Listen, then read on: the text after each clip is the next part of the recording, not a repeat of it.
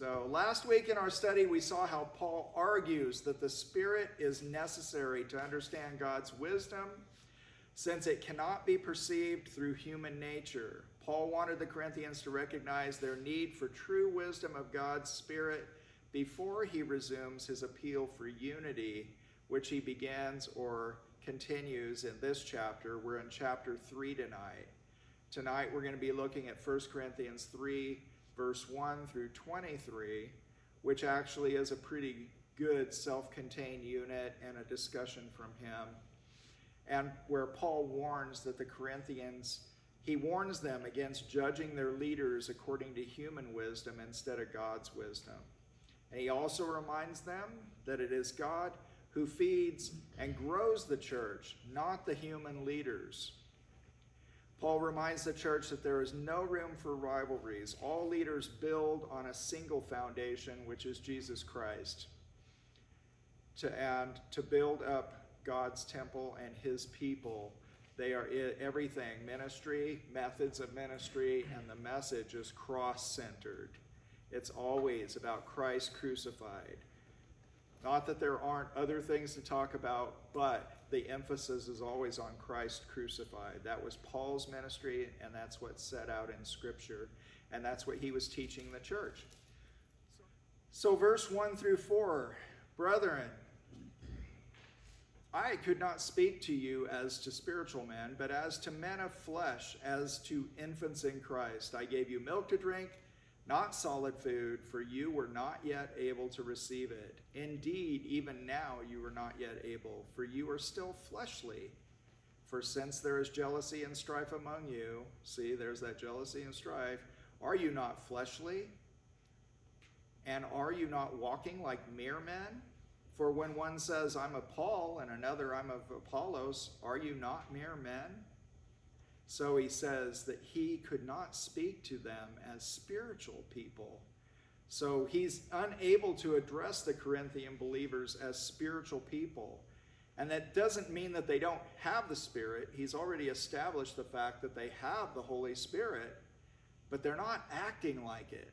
They're just not behaving like it.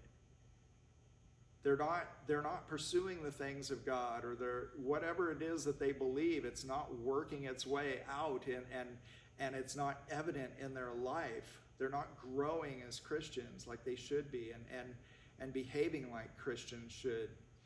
So Paul's going to address them like, okay, you're not spiritual, so I'm going to address you as if you're not. This word fleshly in verse 3, the NASB, which is what we're reading up on the screen, it uses the word fleshly, which is a pretty good way to put it. The ESV and the NRSV, the Revised Standard Version, they say of flesh. You are of flesh.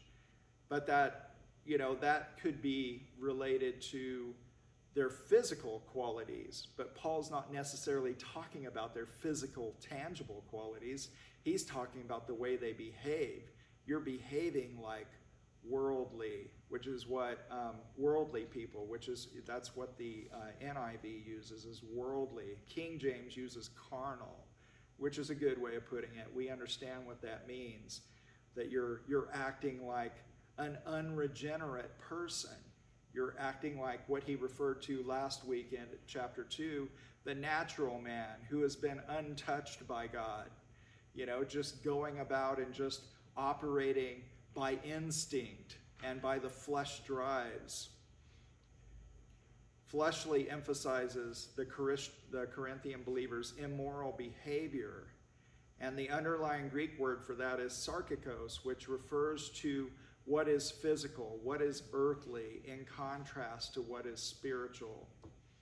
The unregenerate. Paul doesn't fault them for being human as people who assume they are wise, though they should have known better to behave the way that they do in dividing up their church and causing this tension and this rift that's going on in their church, where different factions are going on, people are divided, they're not unified, they're not working together, that kind of thing.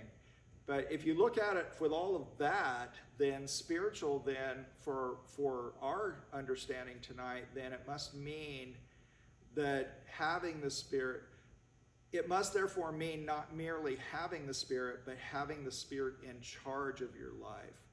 Okay, because Paul has acknowledged previously that they have the Spirit, but they're not being led by the Spirit. They're not being obedient to God. They're not being obedient to the Spirit. So this fleshly, I said last week when I was like way back, back in the 80s, I was at Calvary Costa Mesa and I had a group of friends and we were all young believers at that time and everything. But we just had we had our own language that we spoke, and somebody would say something or somebody would be contemplating doing something or buying something that was just crazy and ridiculous, and we just, hey, you're in the flesh, man. And it was like, wow, that from my circle of friends, that was like a scathing rebuke, It's like, you don't want to be in the flesh. Now everybody's going to think you're in the flesh. I'm not following the Spirit. Oh no, these guys, they don't think well of me anymore. I'm doomed. I'm a fallen man. But that's truly it. That's the sense in which he's using the term. So their immaturity resembles that of adults acting like infants. And he uses that kind of language. You're like babies. You should have, I can only give you baby food. I can't give you real food, real good food like adults would eat. Okay, and then verse 5. What then is Apollos and what is Paul? Servants through whom you believed. And even as the Lord gave opportunity to each one. I planted, Apollos watered, but God was causing the growth. So then neither the one who plants nor the one who waters is anything, but God who causes the growth. Now he who plants and he who waters are one, but each will receive his own reward according to his own labor. For we are God's fellow workers. You are God's field, God's building. So verses 5 through 9 clarify another problem with this Corinthian divisiveness. Not only is their behavior diametrically opposed to a focus on Christ crucified, but it also ignores the fact that all Christian leaders are merely servants with relatively equal and insignificant roles to play compared to the role God plays in the ministry and in his plan of salvation. Verse 5 confirms our suspicions. A few weeks ago, we had proposed that the factions and the reason these people, these believers, are following certain ones in the church was perhaps that maybe those are the people who had actually led the person to faith. That maybe they're the ones who presented the gospel to that particular group. We'd even proposed that maybe certain leaders were from different areas of the city or the surrounding area. And so this group, kind of heard the gospel from Apollos, and this group heard it from Cephas, and this group heard it from Paul. And so they just continued to follow the one who led them to the Lord. And here in this verse, we see that Paul pretty much confirms that for us, that is exactly what happened. He says right there in verse 5, and what is Paul? Servants through whom you believed, even as the Lord gave opportunity to each one. So these are the ones, they're following those who led them to faith. So that confirms our suspicions. What then is Apollos and what is Paul? Servants through whom you believed, he says. Verses 6 and 7 compare the church to a field. And this is a view from up above. There's a big mountain or a bluff there in Corinth, and they call it Corinth. And this was shot from the top of that. And you can see, it's not a real clear picture, but you can see the fields. And they say, there's always been fields there, and they speculate and they propose that those fields have always been there, and they were probably there at the time of Paul in the first century. And so Paul uses this metaphor that would have been so familiar to these people. I planted the seed, Apollos watered, but God has been making it grow, just like the farmers out there in the field. God is the one that gives the increase. It's not about the workers. The workers have to be faithful, but God is the one that brings the increase. So I planted, Apollos watered, but God was causing the growth. So neither the one who plants nor the one who waters is anything, but God who causes the growth. If there's ever been a time in the church where that has been needed to be heard, it's probably right now. We have so many out there, and it's awesome. So many on social media and writing books and conferences and all of this stuff, and it's so awesome.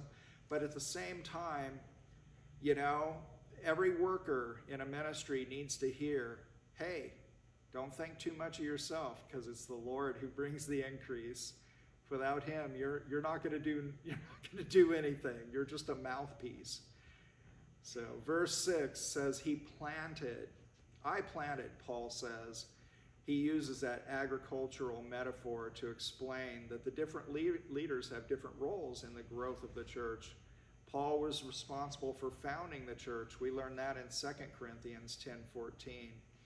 Since these ministries are interdependent, each one is important though, like Paul points out. Paul and Apollos each have legitimate and complementary ministries. You know, one plants, one waters. And we see that in ministry all the time. He waters refers to the instruction and the teacher and the teaching, the water of the word being poured out so that the seed can grow, the seed of the gospel. God was causing it to grow. Paul directs the Corinthian believers to God, the source of life and unity, which they so desperately needed to be reminded of. It's like, you guys are, focusing on the wrong thing. Keep the main thing the main thing. That's the Lord. Paul's description of God's involvement in the church community features several parallels to Isaiah 5:1-7. Both of these passages portray God's people as plants and vines. God owns and tends the field and the vineyard. Even though God is directly involved in caring and providing for his people, they sometimes yield bad fruit. And we saw that through the Old Testament prophets. They often describe God as a planter and a builder. And if you've read through the prophets, you've seen the rebuke that Israel received time and time again for being unfaithful. Bad fruit.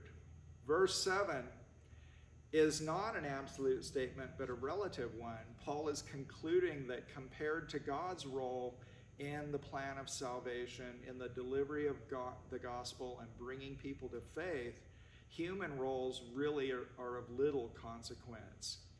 God uses us and allows us to join him in ministry. He doesn't need us, but he wants us. Because through the work of the ministry and through joining the Lord in his work, we come to know him better. And he does a work in our heart, and he grows us up. And it can be painful, it can be trying, it can be disappointing, it can be all of the above. But at the same time, joining him in ministry is an awesome thing.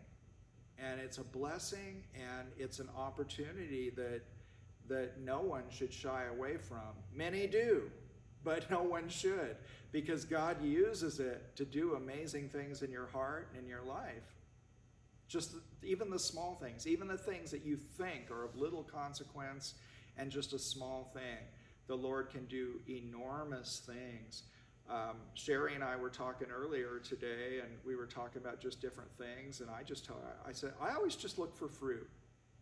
The Lord has shown me that you look for fruit. And it's not even fruit that you see immediately. It's future fruit. You're looking for future fruit. Is this going to bear fruit in the future? And I have no idea. But I remember being at a couple of different churches. I've taught in children's ministry for decades. And at the time, I was like, man, are they getting it? How's it going? Certain ones were a total blessing, and others were just really difficult. And, and nobody they put you in a classroom with a bunch of kids, and you're like forgotten, right? It's like you think, well, nobody sees me, nobody cares, nobody, I just keep plugging away and preparing lessons and working with kids and I'm just trusting the Lord for the result. But now, 15 years later, I see my kids all over the world. I've got one in Cambodia. I've got another lady that was part of our Bible study. She's leading a house, a refuge house for women, unwed women in outside of Phnom Penh, Cambodia. I've got another guy down in South Africa. And my kids are doing stuff. I've got another student from the Bible college. He's in Iran right now. I mean, you don't know what the Lord's going to do. You just stay faithful and let him work. And so I've learned, you don't look at what's going on today. You look for future fruit. You look for fruit. And that fruit keeps me going. It's just like, there's fruit. Cool. That's what we want. That's what the Lord wants. He wants things to happen in the heart, people to be stirred, and joining him in ministry so he can continue to work with them and on them and molding and shaping and conforming him to the image of his Son. But Jesus was, he used the agricultural metaphors frequently. One that comes to mind to me is Luke chapter 10. And actually it's chapters 9 and 10. They go together. A lot of people don't put them together. They take this as a standalone verse because they don't understand how it's connected to what precedes it. But he says in Luke 10:1, it says that after this, the Lord appointed 70 others and sent them out in pairs ahead of him to every city and place where he himself was going to come. And he was saying to them, the harvest is plentiful, but the laborers are few. Therefore, beseech, request the Lord of the harvest to send out laborers into his harvest. I'm going to be talking about, this is my verse this Sunday that I'm going to be teaching on. And I'm excited about it because it's amazing. Like I said, what goes before this explains this statement. And it's exciting stuff. So anybody who doesn't have something to do at 9 o'clock on Sunday, I hope you're here because I'm excited about sharing it. But it stems from this study here too. That was why the Lord just kind of popped it in my head and said, hey, this goes with this. Talk about this. So he says in verse 8, he who plants and he who waters are one. That's so important. These guys are fighting each other. Just like the people in chapter 9 of Luke, they were fighting with each other too. He said, they're one, but each one will receive his own reward according to his own labor. Verse 8 says they're one. Paul and Apollos share a unity of purpose. They're serving the Lord in his work. And these rewards, God will reward Paul and Apollos for strengthening the faith of the church and the family of faith in the community. Their reward may include sharing the joy of their master and receiving praise from God. Jesus said in the parable of the talents, his master said to them, well done, good and faithful slave or servant. You were faithful with a few things, and I will put you in charge of many things. Enter into the joy of your master. That's pretty awesome. What on earth? The God who created and governs and manages and sustains the universe. What does it look like to enter into his joy? What kind of joy could he have? We're going to find out. But I mean, it's going to be like way more than I can wrap my brain around. It's going to be awesome. Later in chapter 4 of 1 Corinthians, Paul writes, do not go on passing judgment before the time, but wait until the Lord comes, who will both bring to light the things hidden in the darkness and disclose the motives of men's hearts. And then each man's praise will come to him from God. So the Lord is going to issue rewards, praise, joy, recognition. You know, man's search for meaning is the central thing that drives him. Do you know that?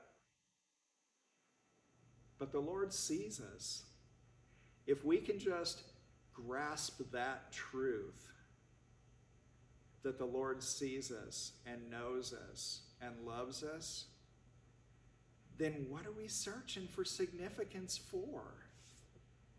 But that search for significance is what drives human beings. Searching to be recognized, searching for an identity, searching for riches. They want riches because with it comes acknowledgement and fame and power and all those other great things. But, it's all about that search for significance. They want to be known. God knows us. The Lord knows. We just need to be reminded of that. Verse 9, for we are God's fellow workers. You are God's field, God's building. Verse 9 has to be interpreted not as teaching that Paul and Apollos were on par with God, but that they're fellow workers. They're joining the Lord in the work. So the emphatic position of the word theos, or God, makes it clear that Paul is stressing that God is the one who is doing the work, and the others, Apollos, Cephas, and Paul, they're all just joining the Lord in the work. So we have a mixed metaphor in verse 9 between the field and the building. So the field and agrarian, agriculture and architecture. And just as Paul had described the church and its leaders with an agricultural metaphor in verse 6, he now does it by turning to the world of construction, by mixing these metaphors. You are God's building, he says. He says it in verse 9, and he keeps using that metaphor then all the way through verse 17. The foundation of the church at Corinth is and was Christ. And this metaphor had meaning because of the strong foundations that the Romans used in their building projects. The foundation for this temple at Corinth was initially laid in the early first century, and the remains seen here are the renovations done in the late first century by Augustus, and it was dedicated to Octavia. It's the Temple of Octavia, or what's left of it. But you can see, they spent years laying the foundation for these things. And these things, it was all around them in Corinth. They understood when Paul talks about a building, Paul talks about a temple, they know about buildings and temples because many of them were employed and involved in construction projects and that sort of thing. Verse 10, according to the grace of God, which was given to me, like a wise master builder, I laid a foundation. There he goes, talking about the foundation. And another is building on it, he says. But each man must be careful how he builds on it. Boy, that's pretty serious for Christian workers, right? How are you building on that foundation? Are you trying to lay a different foundation from the one that was laid, which has to be Christ?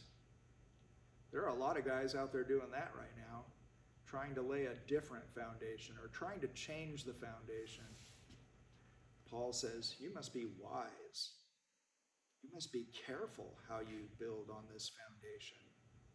I find it interesting that Paul doesn't hesitate to consider himself a wise builder, that he's wise laying that foundation of Christ.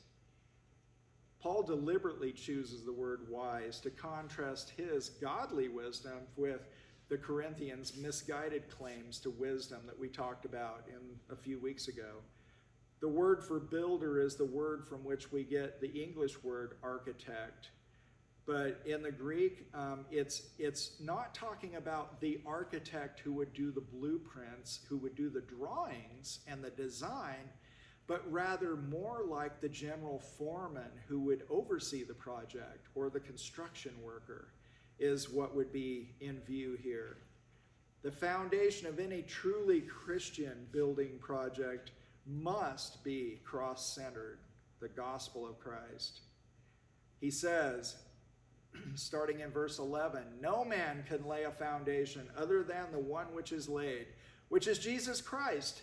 Now if any man builds on the foundation with gold, silver, precious stones, wood, hay, straw, each man's work will become evident, for the day will show it, because it is to be revealed with fire. And the fire itself will test the quality of each man's work. If any man's work which he has built on remains, he will receive a reward. If any man's work is burned up, he will suffer loss, but he himself will be saved, yet so as through fire. So here we have this idea and these, and we'll just go ahead and start laying it out because it's going to reoccur later in the letter.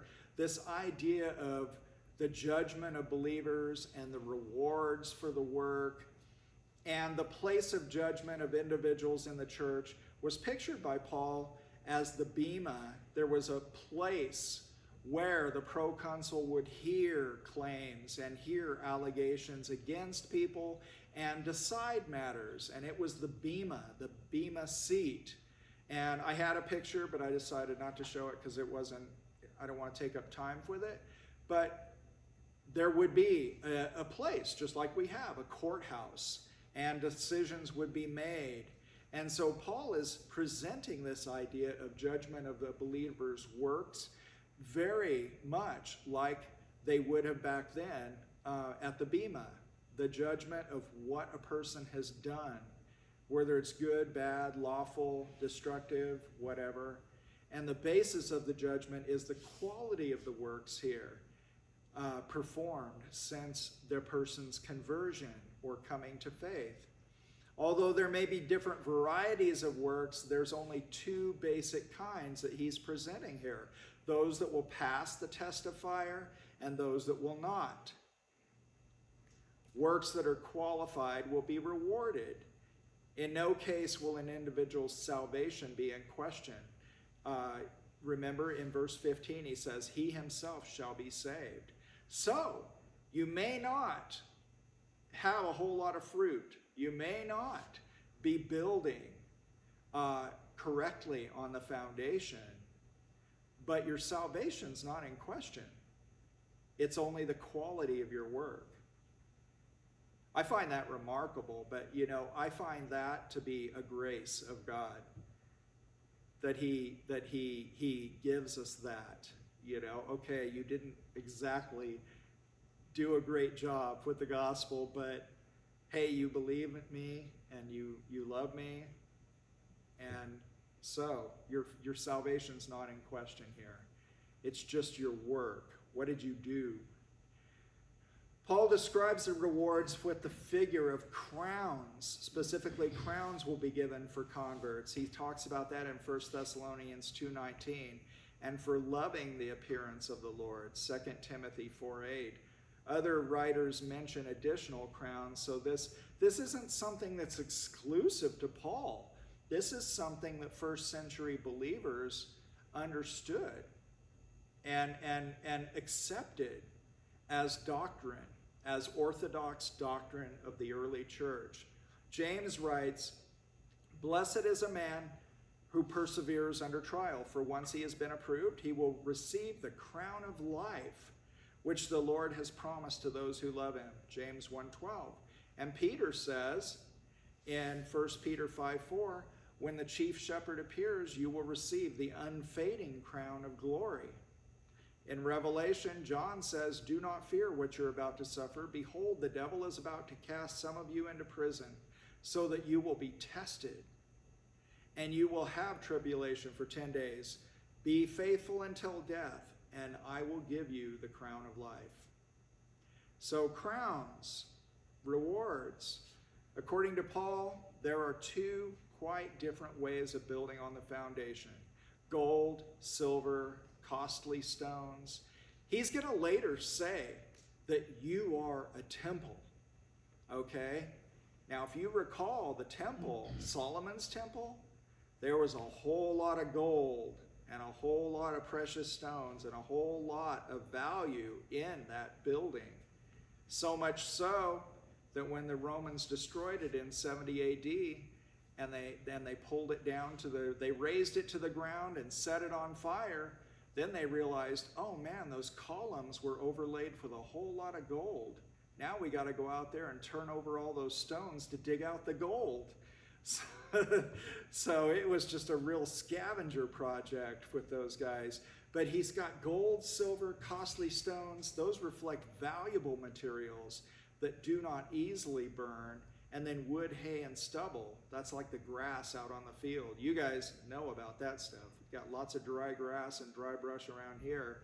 That's the stuff he's talking about. So you've got those things that don't burn so easily held up against those things that are kindling, right?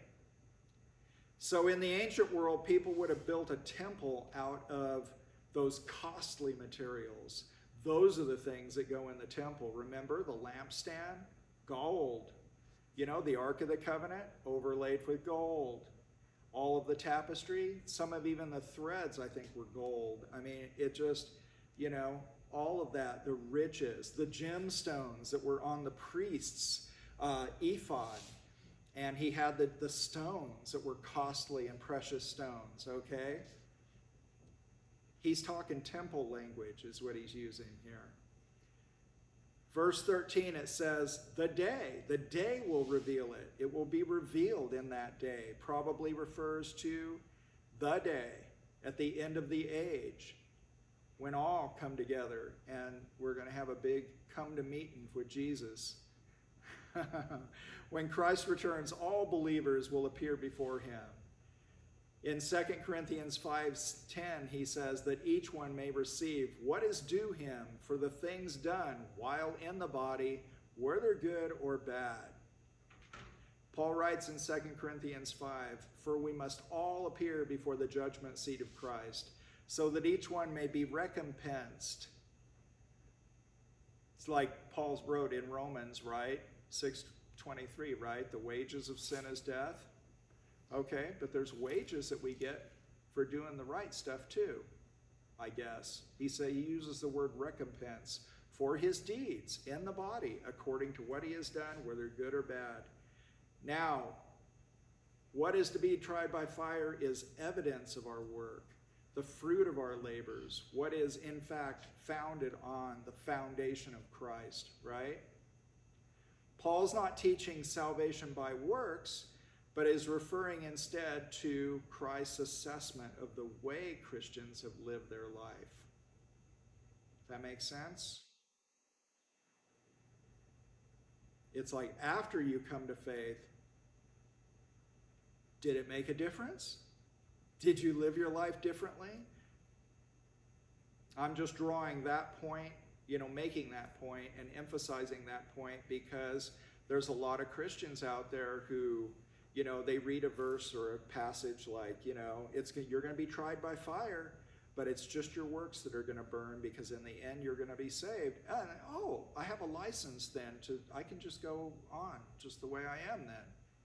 No, the whole point of this is, did coming to faith and your love for God and your receiving Christ, did that make a difference in the way you lived your life? Paul thinks it should. Paul's not teaching salvation by works, but he's referring to Christ's assessment of the way Christians live their life.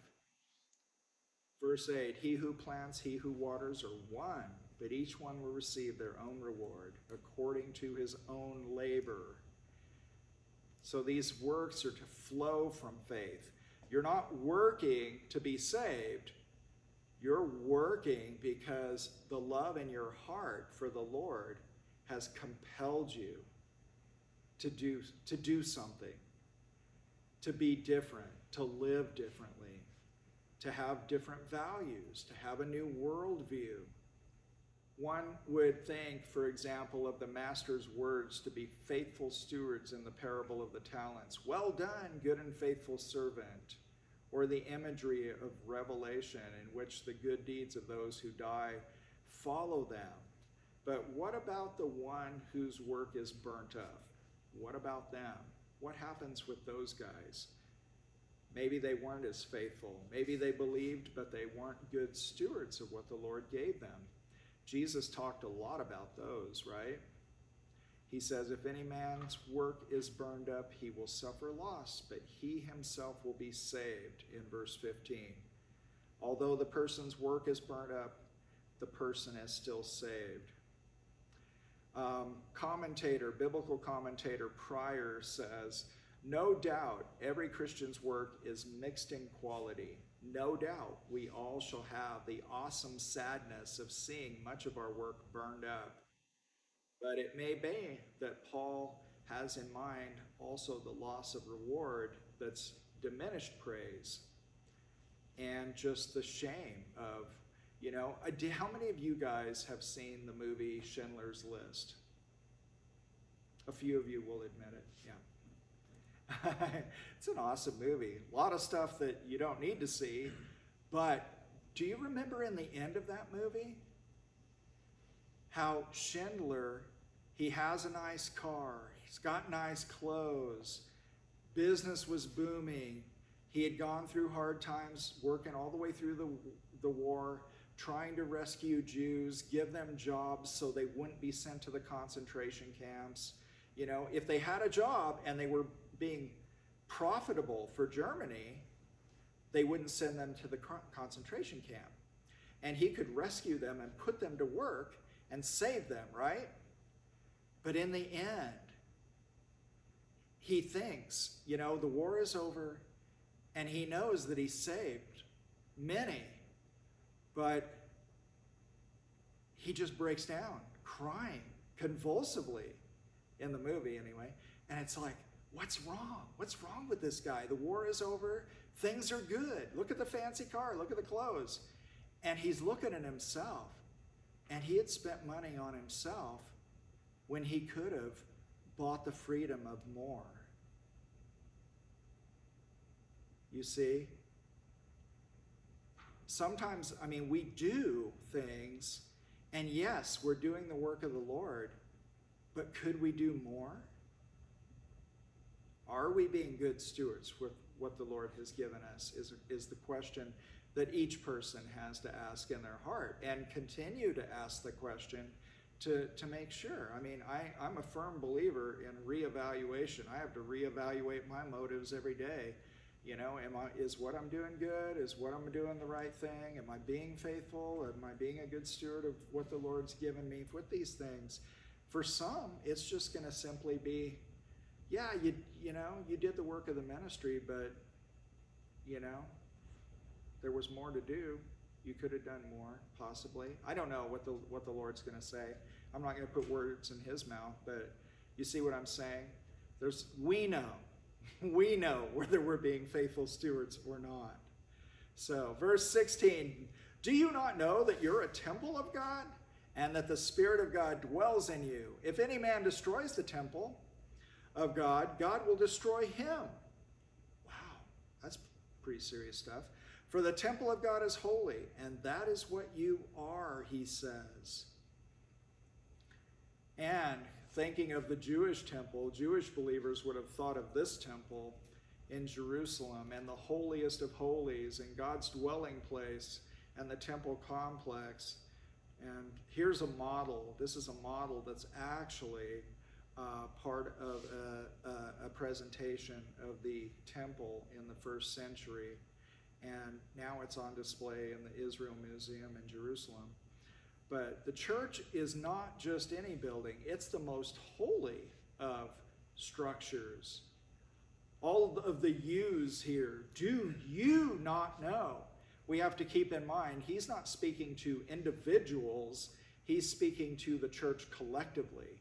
Collectively, church in Corinth, you are the temple of God. Collectively. Later, he will speak specifically to each individual believer as being a temple of God because the Holy Spirit indwells us. But here he's speaking to them collectively.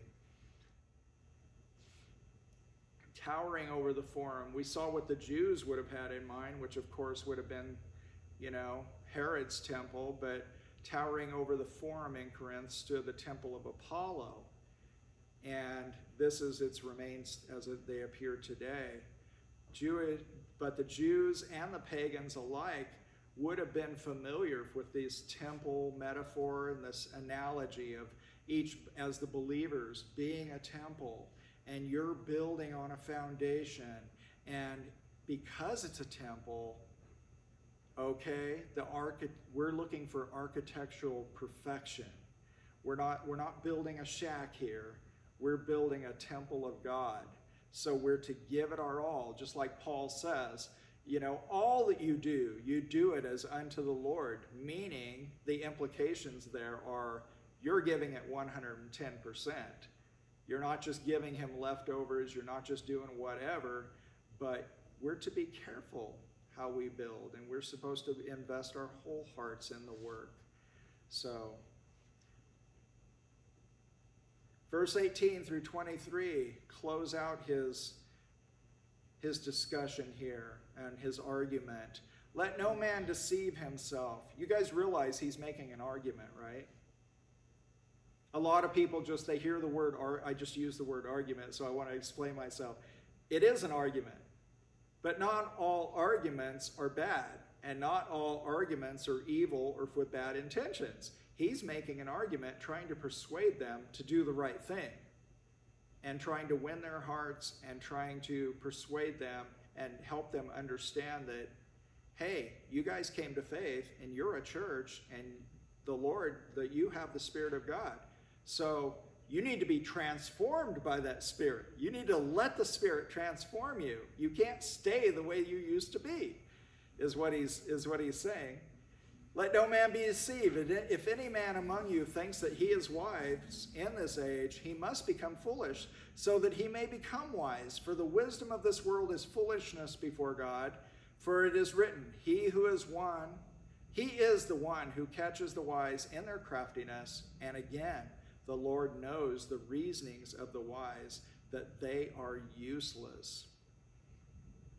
These quarrelsome Corinthians are deceiving themselves, thinking themselves to be wise by following the worldly visions and worldly standards and methods, and expecting the church to be like the world.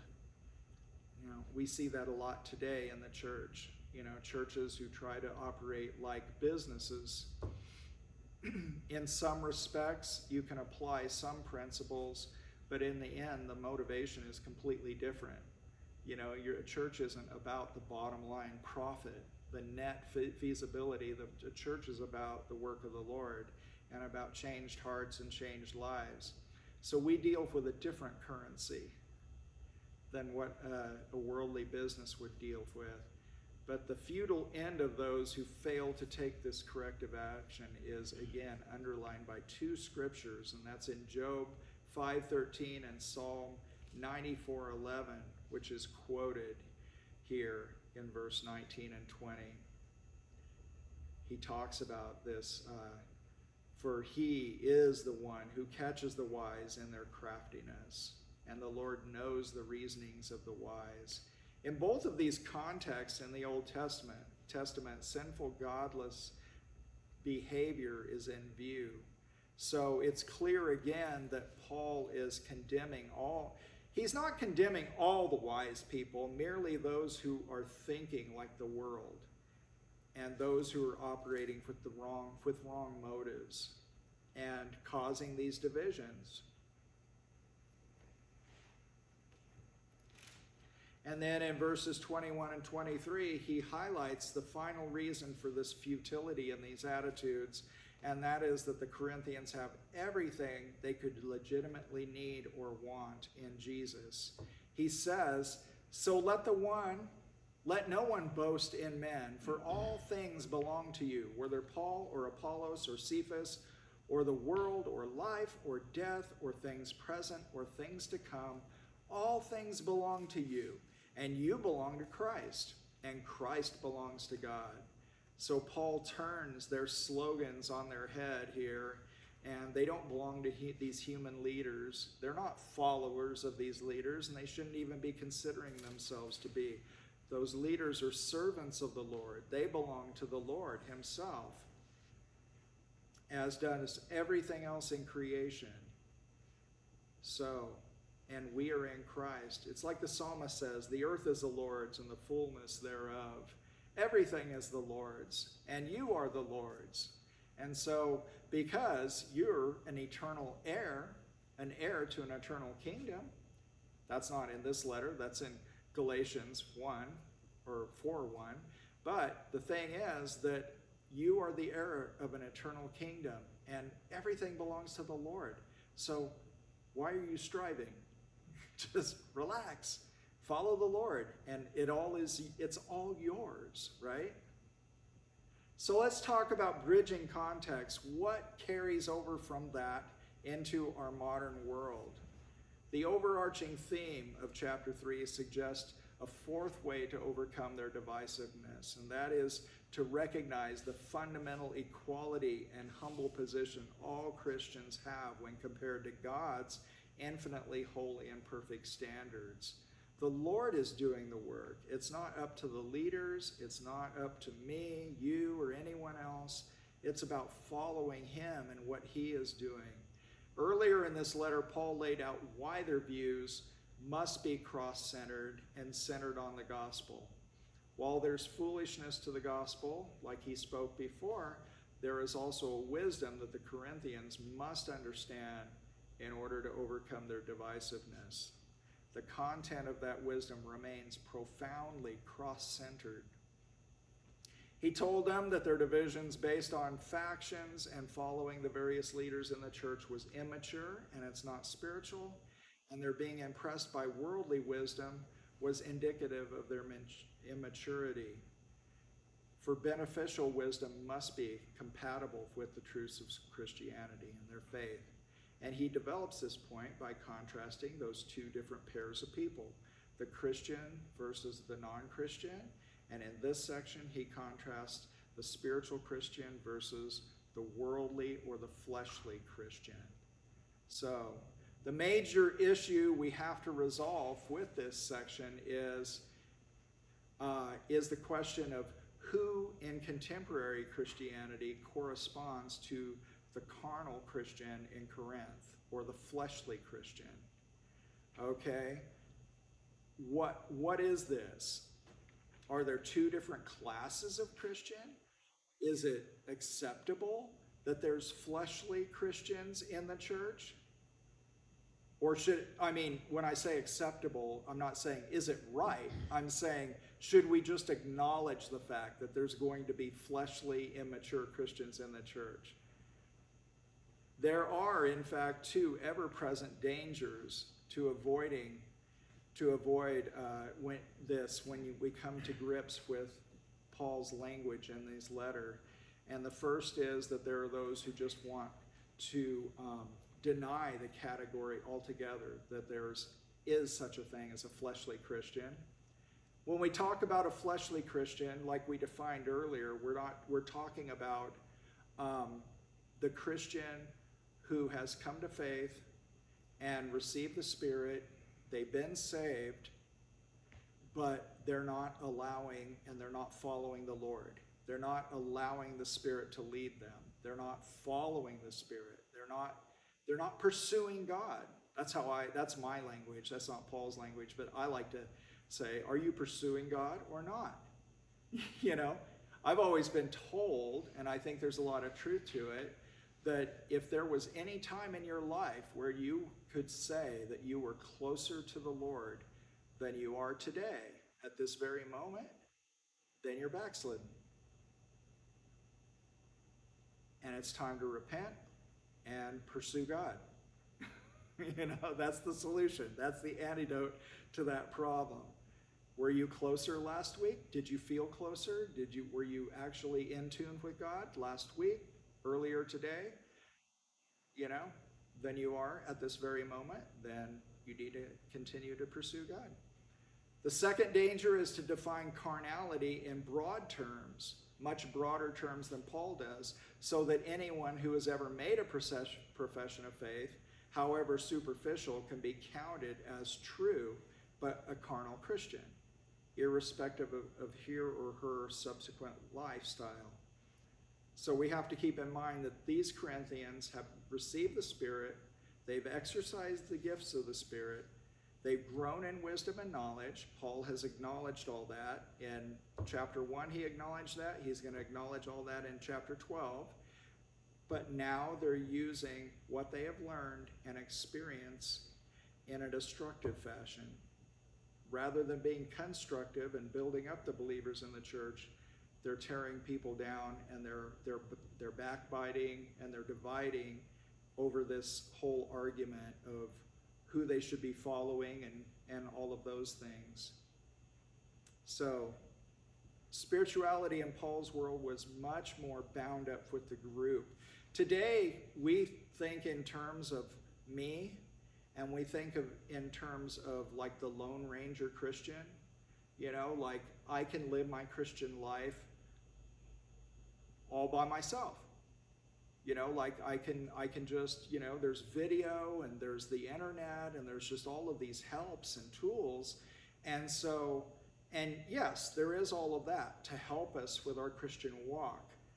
But the first century Christian church was all about community.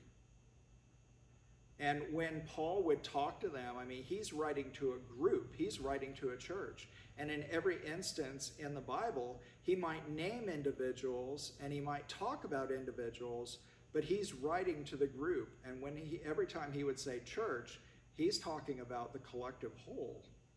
You know, it was all about community, and we have a tendency to think in terms of Christians. When we say Christians, we're thinking of a bunch of individual Christians. But Paul didn't think that way. Either Christians, he's like the church, all the church, you know, the collective whole is more like the way he looked at it. So another issue here is whether or not Paul imagines carnality or worldliness or immature behavior as being acceptable for those who are new believers, but not for those who have had time to mature. Like many people in the church today, they think, okay, they're a new believer. And so they get obviously we're patient with them and they get a pass. And, and so they think, okay, well, maybe these are, it's the fact that these are new believers and they haven't grown up yet and had enough time to grow and that sort of thing. And they were fairly new believers, and they didn't have the internet like we have and a lot of helps that we have today, but, which makes his letter even more important for them, because how are they ever going to learn if Paul doesn't write a letter like this and correct them, right?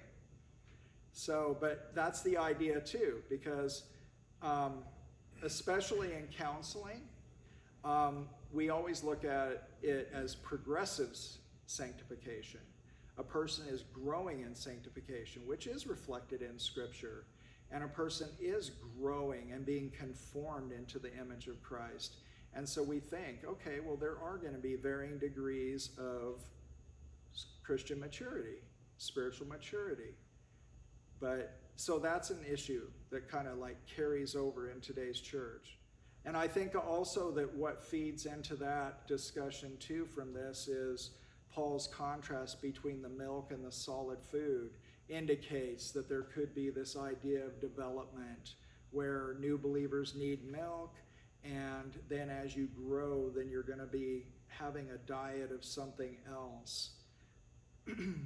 We see that in Hebrews chapter 5, verse 12, it says that, "For though by this time you ought to be teachers, you have need again for someone to teach you the elementary principles of the oracles of God, and you have come to need milk and not solid food." So that kind of gives the impression that yeah, there is this development that goes. And then later down in verse 14, he says, "But solid food is for the mature, who because of practice have their senses trained to discern good and evil."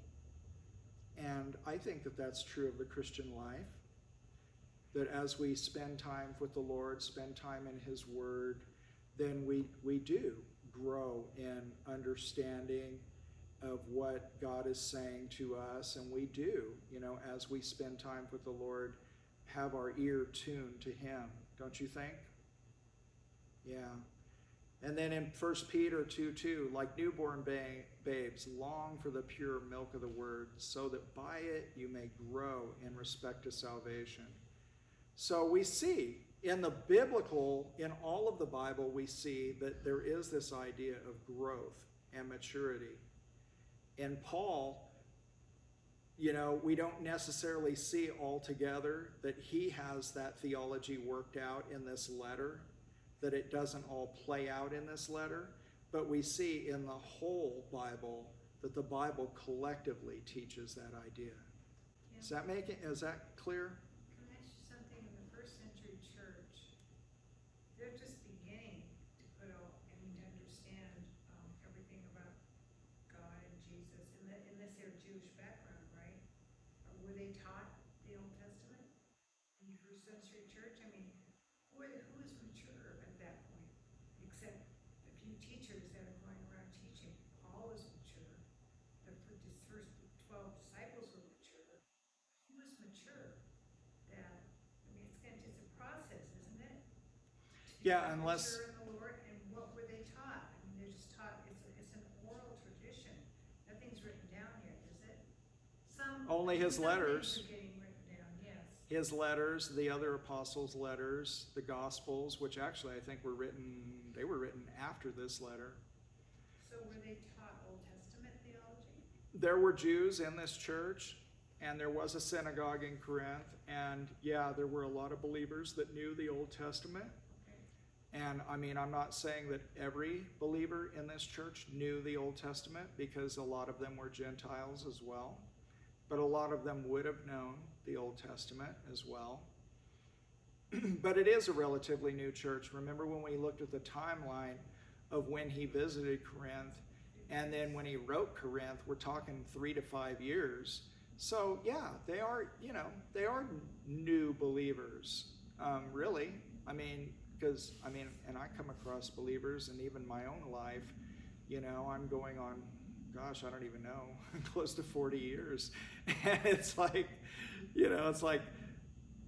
I have to relearn lessons, like I said, reevaluate, something that you would think, I would have had down the first couple of years of being a believer, and now 40 years later, I'm still dealing with this issue, I think you should look at it like there's a lot more, it goes deeper and deeper. You just peeled off some of the layers of whatever that was, and now you're going to go deeper and deeper.